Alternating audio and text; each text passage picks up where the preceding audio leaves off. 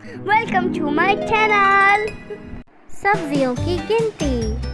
एक गाजर होती है, एक होती है, टोकरी में रखी होती है।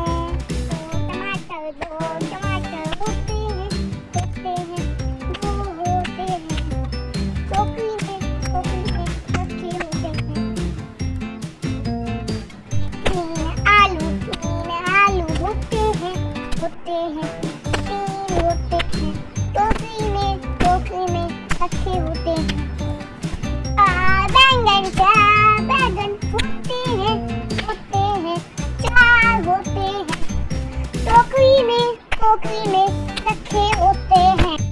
पांच मिर्चें होती हैं, पांच होती हैं, टोकरी में रखी होती हैं। Like and subscribe.